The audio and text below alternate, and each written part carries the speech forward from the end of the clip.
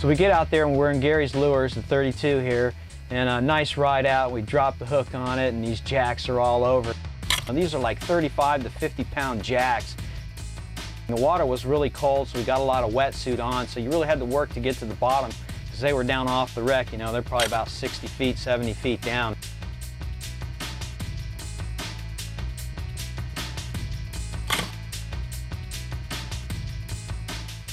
I pulled this one jack to the back of the boat and Gary's filming, and it was just all I could do to pick this thing up because I was so out of breath from fighting them, just smiling away because I caught this big fish, but I was so exhausted. My muscles were just fatigued to the max.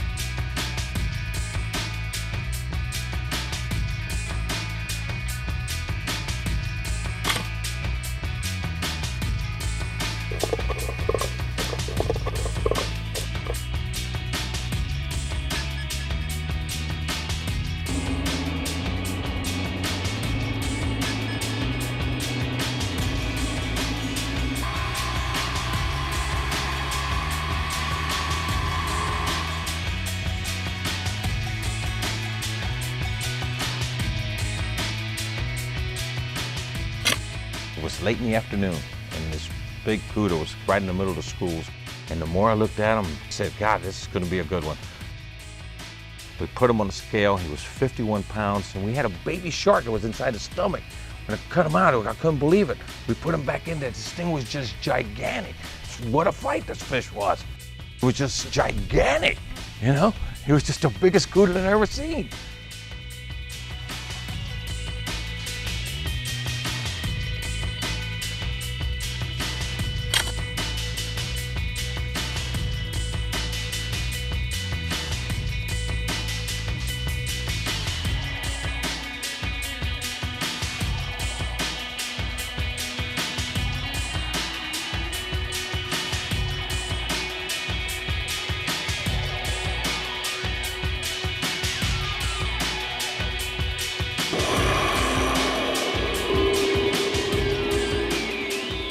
It was incredible, beautiful day, calm, flat water, great company. I was probably about 10, 15 feet away from her and realized at that point that it wasn't 50, it was probably, you know, a fish that at least was 70 or better. And I was pretty excited because it was definitely a cobia of a lifetime for myself. When I saw the shark, I was really upset then. I figured I was going to lose her, but the shark really never showed no interest. She stayed down on the bottom. Just one of those days that when you get up in the morning you dream about until you actually get out there and then it's for real.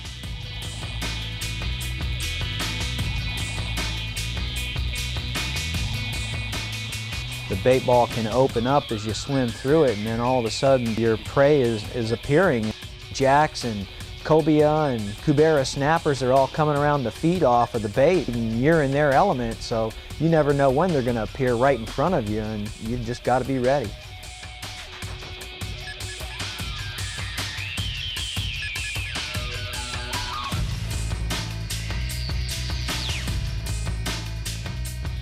The wreck actually is upside down. So the hull is inverted. It's got two big fins on the back that stick up, and that's, I guess, how it got its name. Although many people call it different things, most of the locals call it the fin barge.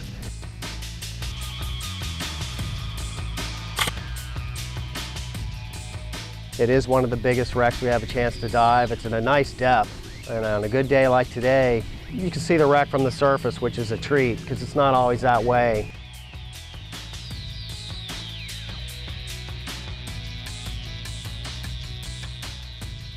One of the favorite parts of the wreck for me is in the front. There was two large doors that apparently must open up for them to remove phosphate or offload earth-moving equipment or whatever, but these doors have fallen away and they're laying in the sand. It's probably about, I don't know, maybe 75, 80 feet, and that's probably one of the deepest parts of the wreck. For me, that's probably where I've had my most successful hunting because of the abundance of fish.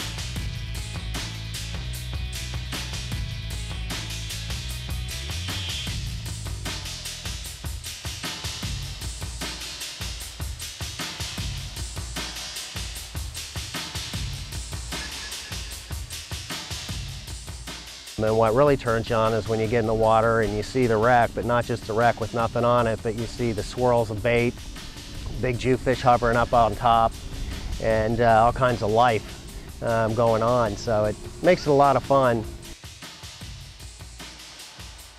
Ever since the Goliath grouper were placed on the endangered species list, they've reproduced to the point of almost overpopulation. On any single wreck or artificial reef, we can count anywhere from a half a dozen to 2 to 3 dozen. These fish grow to be 50 years old. They're quite large, as much as 800 pounds. They are pretty voracious eaters and attack our catch.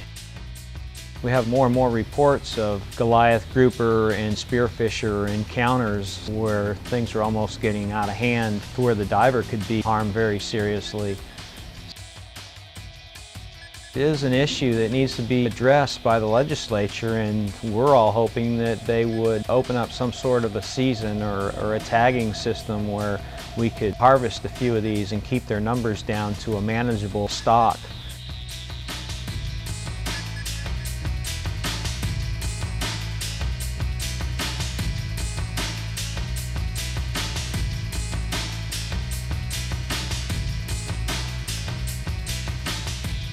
Where the doors fell away, there's an opening that you can actually swim into.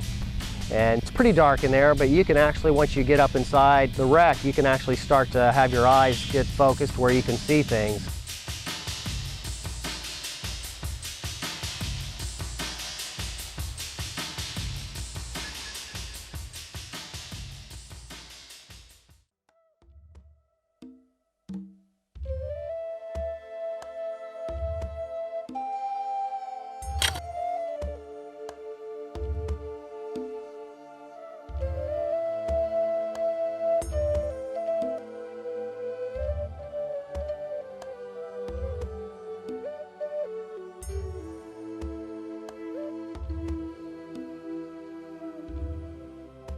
I was playing cat and mouse with a snapper, and all of a sudden he came out from underneath the wreck, and I pulled the trigger, and it was a great shot right to the top of the head.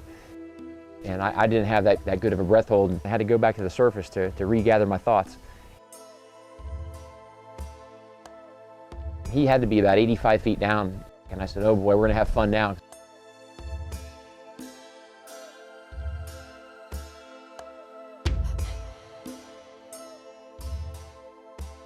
And I got down to the bottom, and I got up underneath the wreck, and I was fighting this fish out, and I finally got him out. As I'm heading to the surface, I'm saying, I've been down an awful long time. And when I hit the surface, I checked my watch, and I've been down for 2 minutes and 6 seconds, which was a long time at 85 feet.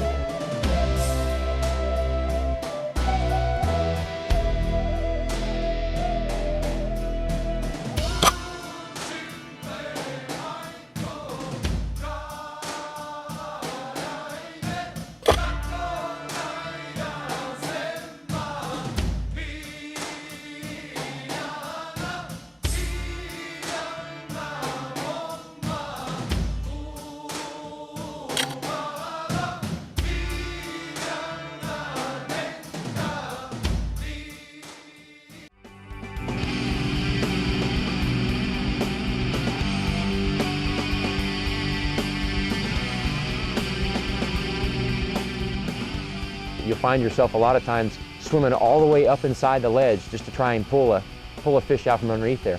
They say that the groupers are one of the more dangerous fish because of this. People will go down and they'll stay down too long fighting with the fish, and by the time they get back to the surface, they'll have a shallow water blackout. This one particular fish I shot, he got all the way up underneath the ledge, and I was fighting him and pulling him and working him. And as soon as I pulled him out from underneath the ledge, this shark's coming right at me. He probably was 4 feet away from me coming right at me, and I had to fend him off at the other end of the shaft in order to get to the surface.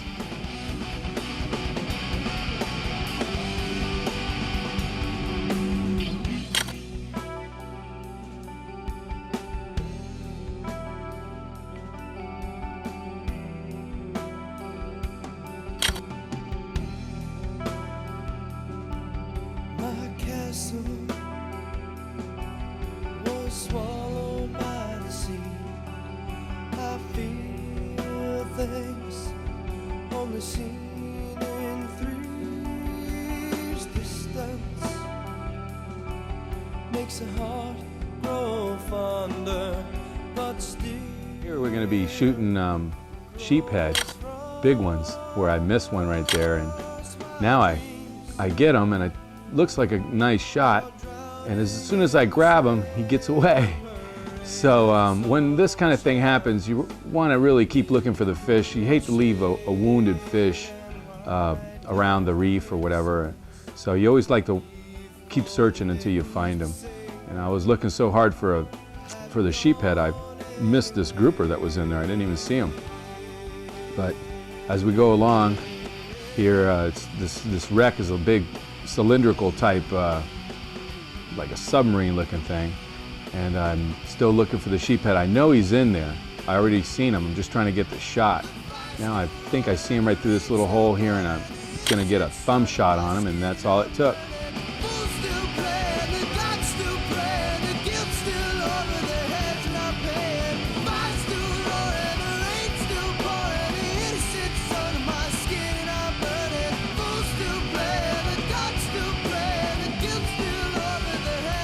Another place that we really like to dive, and it's off of Tarpon Springs, Florida, and we call it the skeleton wreck. And it's the remains of an old barge, but it looks like a skeleton when you're diving on it. It's just these steel beams going across the top, and all the fish go in and out of these beams.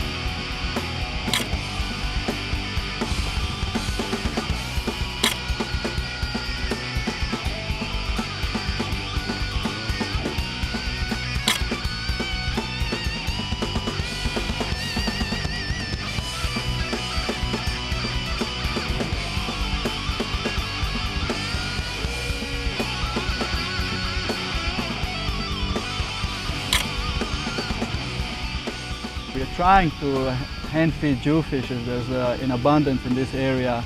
She comes around and grabs it and eats it, and I was very happy about it.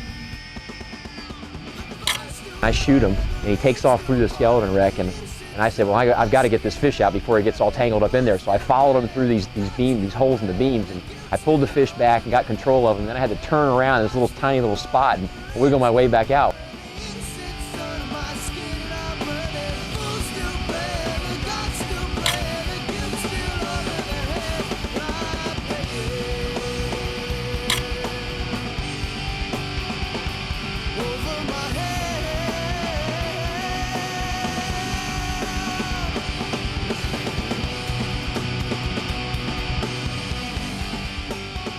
We meet up in the morning. We knew we had a long run, 60 miles out.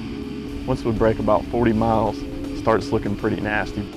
So we get out there, we anchor up on the wreck, and with the gill tug, you never know what you're gonna find or get. And it runs about 80, 85 feet. Well, the wreck is listed to its port side slightly and isn't completely intact. This usually holds a good number of snapper and other reef fish, but on this particular day they were mostly small. The only thing really hanging around was just quite a few Goliath grouper that have become very aggressive at any time on us, and you will literally have to fight the fish from them to get them back.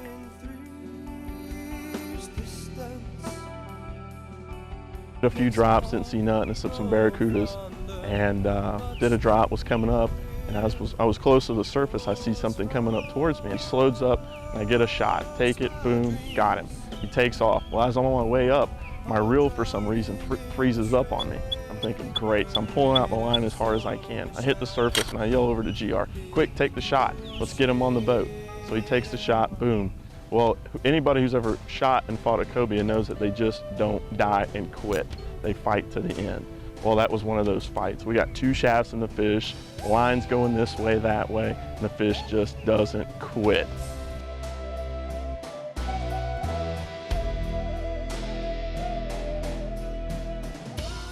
So finally, after a few minutes of fighting this fish, was able to subdue him, get him on the boat, and he ended up weighing about 50 pounds. So I couldn't complain too much. Nice fish, decent visibility.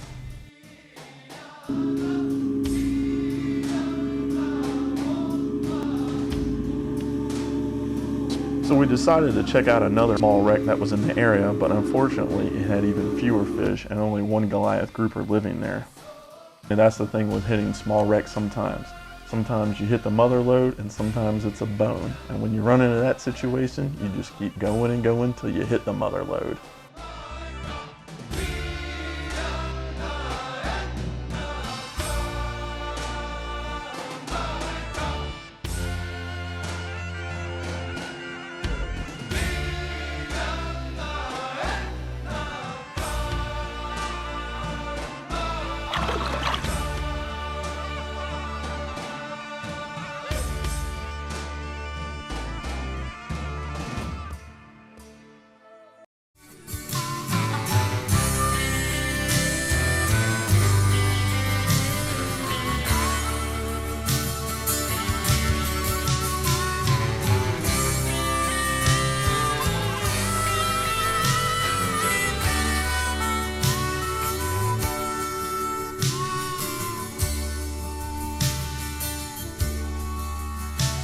Some fishermen work long and hard and grow old. They're back every time and their stories are told. Some men from bad luck or luck of their own go down with their rigs or go down all alone.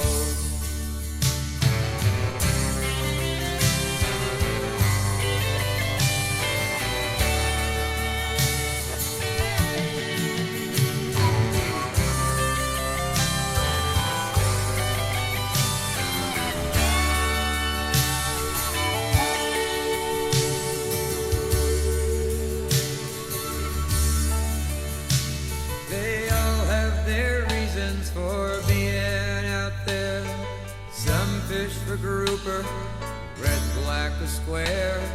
Some have much bigger things out on their line. There's some doing damn well and some doing time.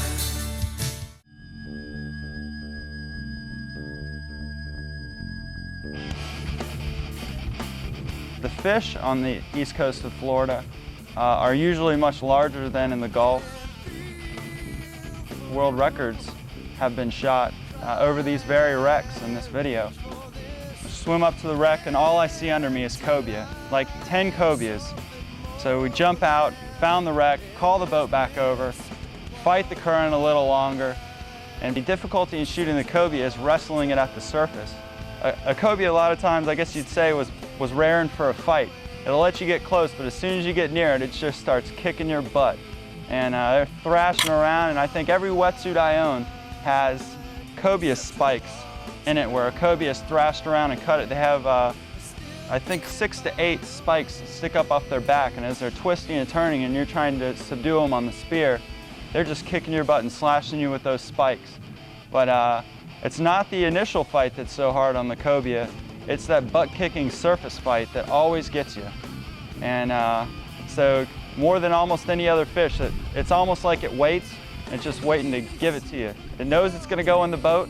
That cobia just wants one last lick on you. And it can be tough. And that's where a lot of cobia get lost, is on the surface. It doesn't have a powerful first run like a lot of fish, but definitely has a butt-kicking surface fight.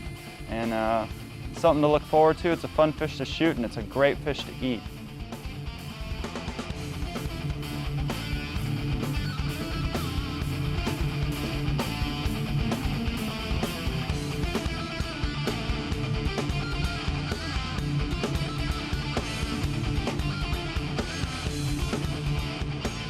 but the snapper are an entirely different story. I remember diving down, and on these wrecks, a lot of times the snapper are a wary fish, so you've got to kind of come around, put something in between you and the fish. And I remember circling right around the wreck there, and all of a sudden seeing big snapper all over the place, and it's a pretty exciting feeling. It's tough to maintain your composure when you're that deep when you see those fish.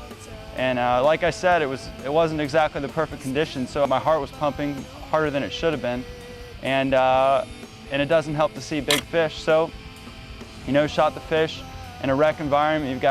You can't just leave it because it'll swim and, you know, wreck up, so to speak. And you don't want to have to fight it out within, you know, 15 feet inside of a wreck and 65 feet of water just holding your breath.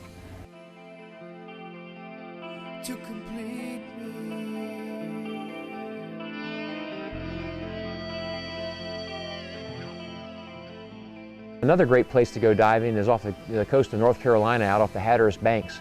There's tons of beautiful shipwrecks out there that are free divers, you know, just heaven out there to shoot the big African pompanos, the big amberjacks. There's wahoo, there's yellowfin tuna.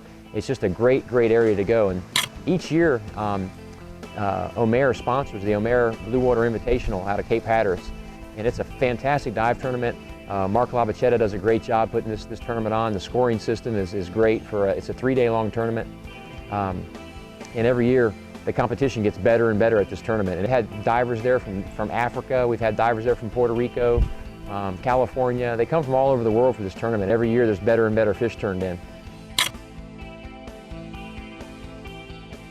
The fish it seemed that there was a lot more variety of the fish, a lot more plentiful. It wasn't like you had to work as hard. The African pompano were now at 15 to 30 feet instead of that 80 to 100 feet mark. When you get in the water and all you hear is gunshots and lines taking off and float balls going everywhere, and you look back and you swim back in the boat 20 minutes later and you think you got this real nice fish, you know.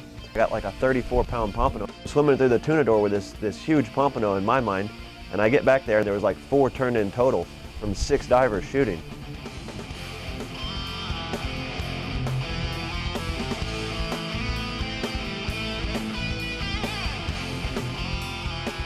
It was about 5 years ago, and I was down fishing in Costa Rica with some friends, and we went down on a marlin fishing trip.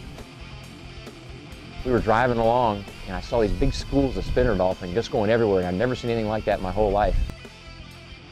And, I asked the captain about the spinner dolphin, and he said, well, they're following the tuna. And I said, what tuna? And he says, well, they have these giant yellowfin tuna here. And I said, well, how big are they? He says, well, we catch them up to 300 pounds. And I go, you do? Pura vida.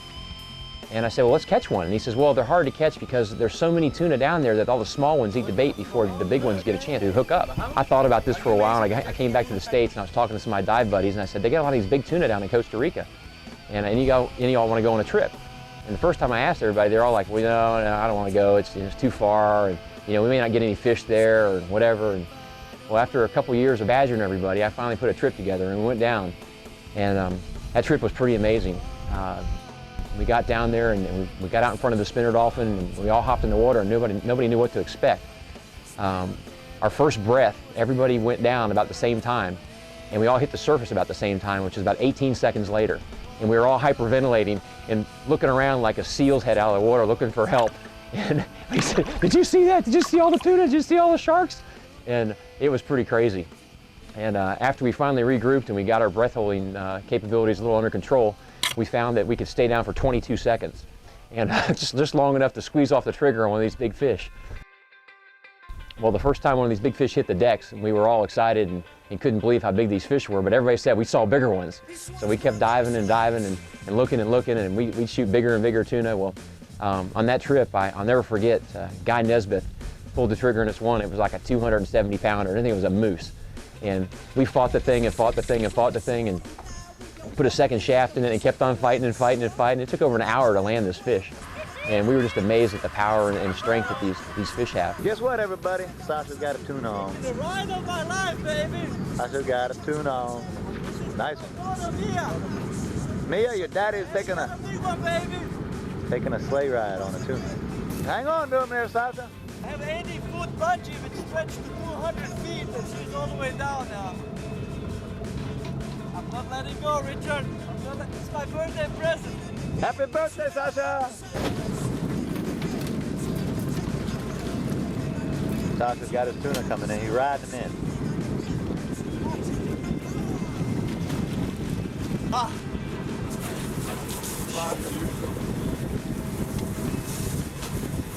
Happy birthday, Sasha.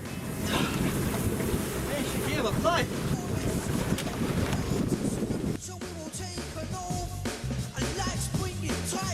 All I kept thinking about was how hard this fish was fighting and how that slip tip might have pulled out.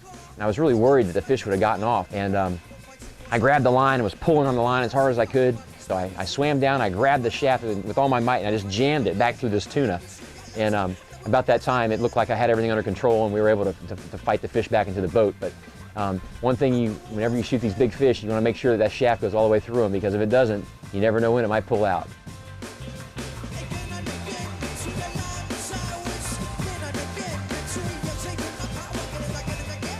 Everything has to line up just right. You have to be at the right time in the right place. The captain has to drop you in the right spot. Your gun has to be pointed the right way. And a tuna just happens to have to come in front of you because you can't chase them. So I knew if I got, any of these tunas whizzing by, they were all well over 100 pounds. I knew that it would be a women's world record. So yeah, that added to the excitement. That made it that much more special. But I wasn't really focusing on trying to get a record. I wanted a tuna. Ever since I started spearfishing, I saw Terry Moss's picture with his big bluefin tuna, and something just snapped in my head, and I said, someday I'm gonna get a tuna. So I was more excited just about getting a tuna, not necessarily trying to get a record. I don't consider myself any kind of super athlete or anything like that, or as being in exceptional shape. So I feel like just an average person can go out there and really enjoy the sport, and that's the beauty of it. I started, just trying to dive down to 20 feet, and if you keep doing it and you enjoy it, you find yourself just going deeper and deeper and just being drawn into the whole thing. It can almost be like an addiction. It's so much fun. I live for weekends. I work all week just looking forward to the weekend so I can go out and spearfish. That's my passion, it's my joy in life. Tuna! Yeah! You know how long I've wanted a tuna? Me! You're kicking ass. You're not gonna be on the wall. If I got one. I didn't see that. That's X-rated. I mean, it was magical the way everything just fell into place. It was, everybody got along real well, everybody helped each other, everybody was able to land the tuna. The captain and the mate were really nice, they really knew what they were doing. I think they deserve a lot of credit. Even in fishing, I think the captains never get all the credit that they deserve. They put you on the fish, and that's a large part of it.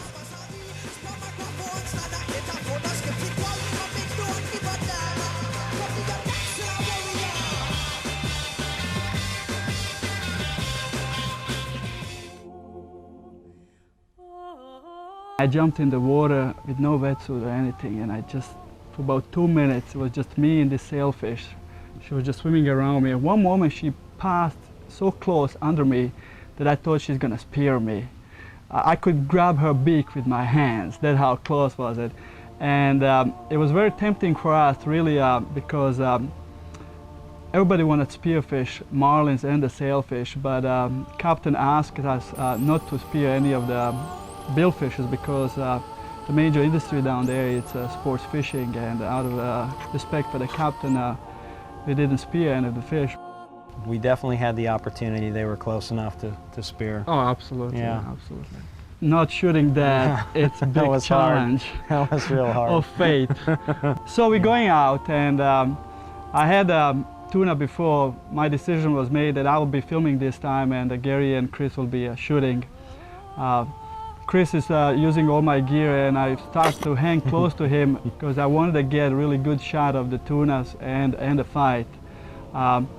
Since I was there before, we seen the world record fish over there, 300-pounder plus. So we knew that we're going to have a chance to shoot all the world record or 21st century record.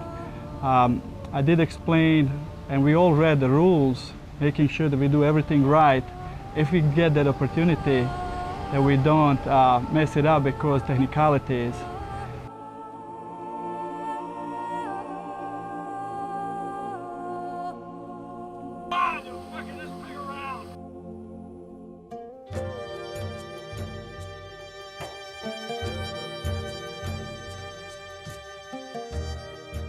As soon as one of these big ones came by, I just kicked really hard and choo, there it goes, and it hit him, I guess. I thought it took my buoys and everything. I couldn't even see where I hit him. It just took off.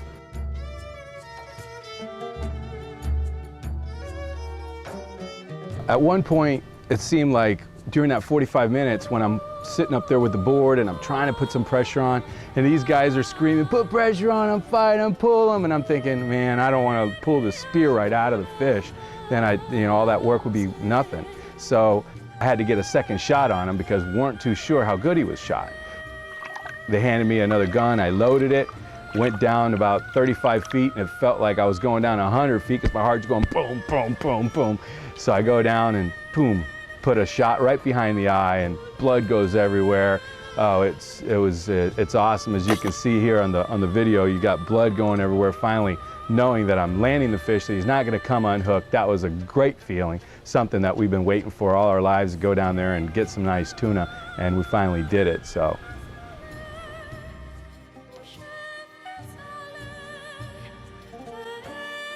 When I started cranking them up, when I finally grabbed them and tried to swim them to the surface, I'm struggling. I mean, everything I can do to just keep myself out of the, my snorkel out of the water and just swimming back to the boat. It was like, I just couldn't believe how heavy he was.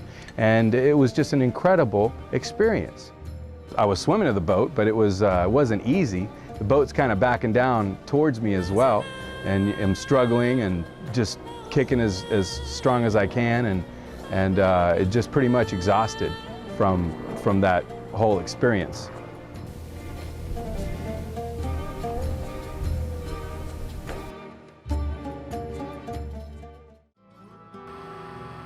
It was awesome. Finally, I said, this is it. I'm going down and I'm gonna shoot it no matter what. And I go down there and there's like 6 or 7 big monsters down there.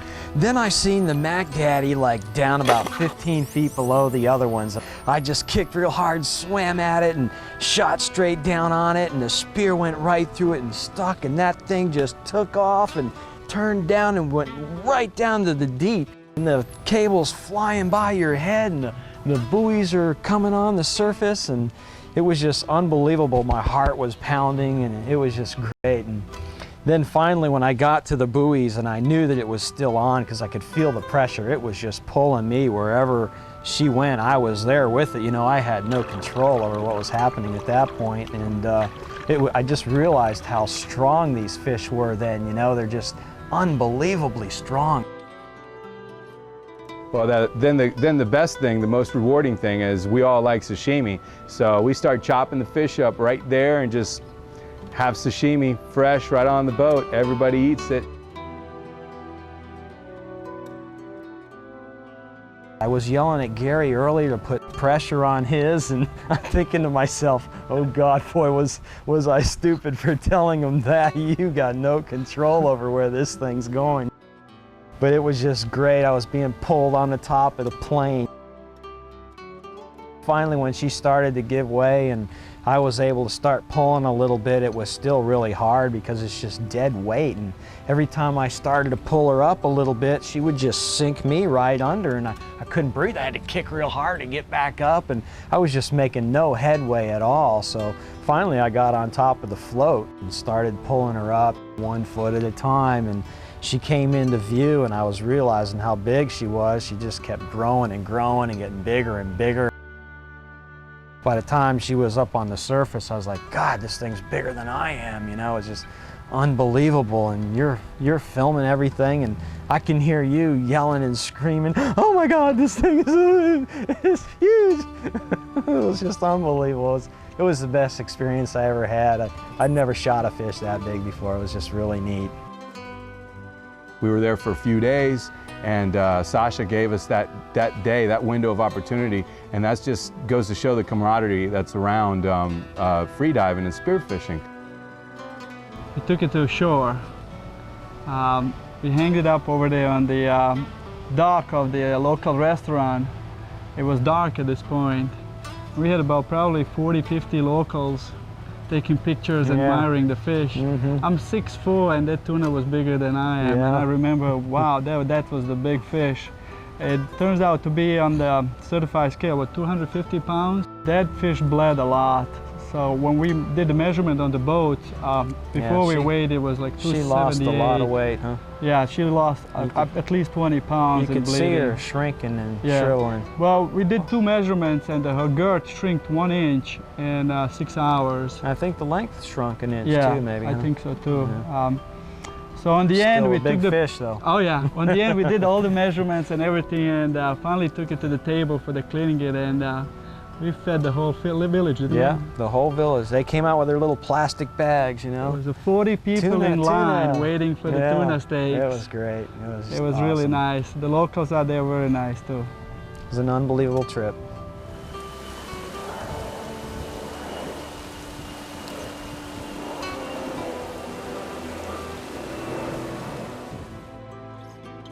My dad's side of the family is all fishermen and divers, and I started out diving with my dad when I was 8. I've always been a tinkerer. I like working with my hands. That's one of the main things I like being in my field of work, dentistry, is I get to work with my hands, and working with wood is just an extension of what I do for a living. It brings a lot of satisfaction. That's the main thing that keeps me going, is knowing I make something that is used by others and brings enjoyment. I tell a lot of people is when they order a gun from me that because I'm the only elf in the shop and each and every gun is custom made by myself, when it finally leaves my shop and I mail it out, it's kind of sad. It's almost akin to giving away a pup from a litter. You're sad to see it go, but then on the other hand, you're happy for it because you know it's going to go to a good home, and it'll provide happiness to another diver. Best advice I can give is make sure you start out with someone that's experienced and learn as much as you can with an experienced diver, and start off slow and dive as much as you can and often as you can. That's the only way to get better. I love diving in Hawaii, and it's been a real privilege because the first time I went over, I went diving with Daryl Wong, so what a way to get introduced to Hawaii. The waters always seem to be crystal clear there. You can hear whale noises, there's turtles and octopuses, and just a lot of life in the water, so I love it there. The only bad thing, well, I guess this is a good thing, it's very challenging to spearfish there because they're pretty smart, I guess from years of being chased around. But it's a blast. Every time I've been to Hawaii, I've had an absolute blast.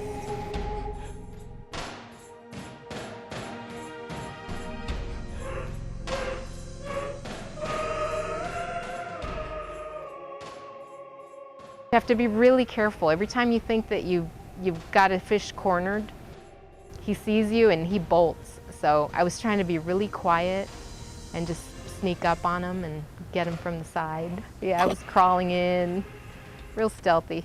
And he went berserk, of course, and the line was getting all tangled.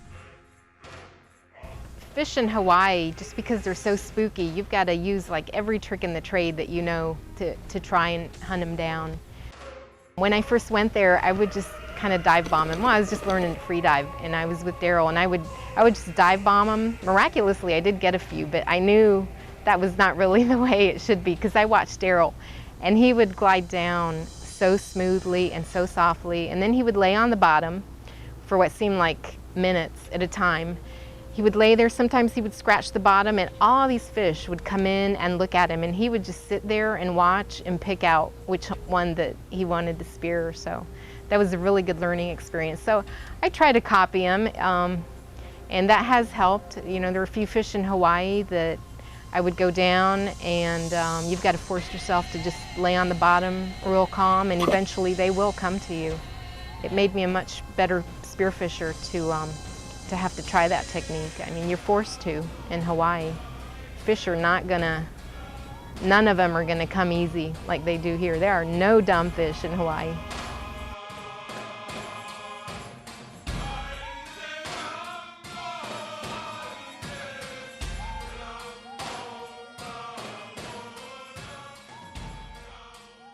Some of the fish that you see from above, you might be forced to kind of go down on top of it, and you know that you're going to have to take a really long shot because if you get any closer, they will bolt. So there were a few fish that I spotted them from above and just took a long shot and was lucky enough to get them. But most of them will leave you in the dust.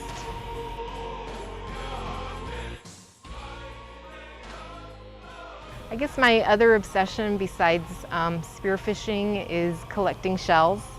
I've collected them ever since I was a small girl. And what I really love doing now is going to different parts of the world and getting shells from different areas. And the most amazing shell, I think, in Hawaii is the tiger cowrie.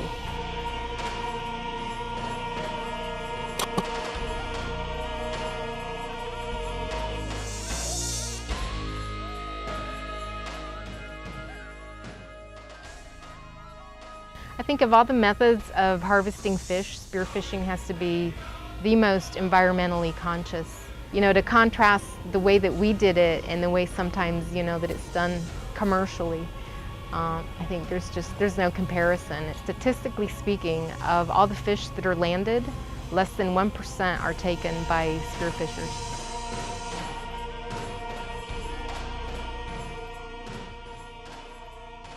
You know, I'm used to getting jacks and big things here in Florida, but he said that was one of the biggest fish he's ever seen in Hawaii for that species. So I guess it was beginner's luck. But so I've always liked stalking those fish.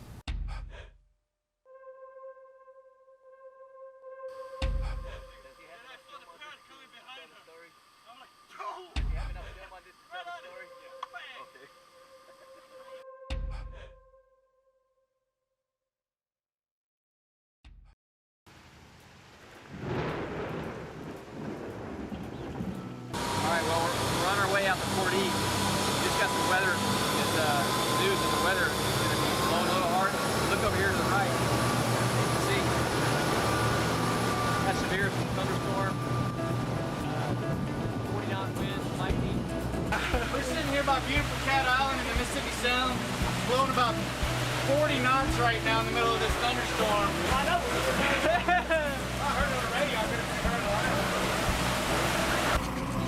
Day 2, 6:35. Didn't shoot anything yesterday. Bad visibility. We got a fast boat this time. Sheri, we're gonna shoot something today? The way show went yesterday, no. Let's be honest. Today, it's gonna be our day. We are warriors. We're gonna have a blood on our spear tips. We're leaving Venice, Louisiana. As I am torn just a little more. Well, if you ever get a chance to go diving in Louisiana and dive in the oil rigs, that's the one thing that everybody should do at least one time. We were shooting these really big mangrove snappers, and I saw one that was down around 50 feet, and I pulled the trigger and shot him, and he got all wrapped up around the rigging, and we finally worked the fish out of the rigging and brought him to the surface. We got back to the boat, and Sasha says, "That looks like a world record snapper," and I said, "Nah, it couldn't be." And Sasha had a fish that was equally as big as mine. I think when we weighed the two fish side by side, I think my fish was 0.2 pounds larger than his. And it ended up being a world record, which was pretty funny because about 6 months later, Sasha broke the world record himself for the mangrove snapper. So now we're both the world record holders of the elusive mangrove snapper.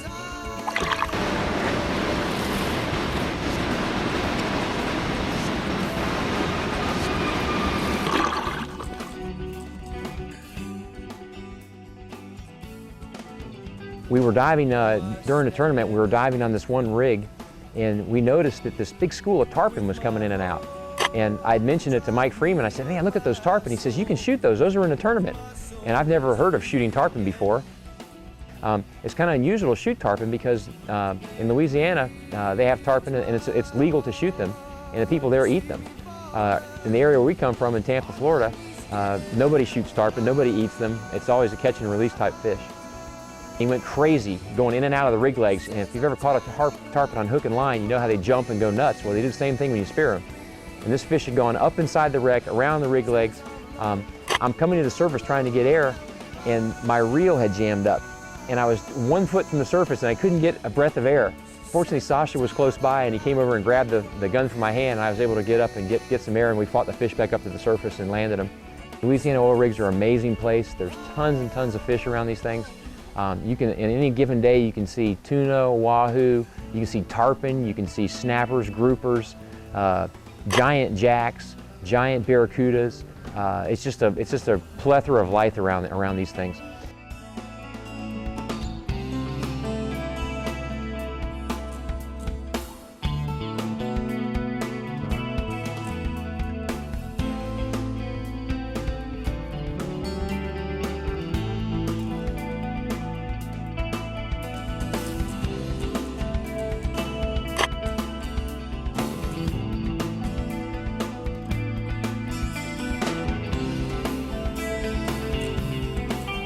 One thing that really stands out was when we were diving on these big oil rigs and we were shooting the big giant mangrove snapper.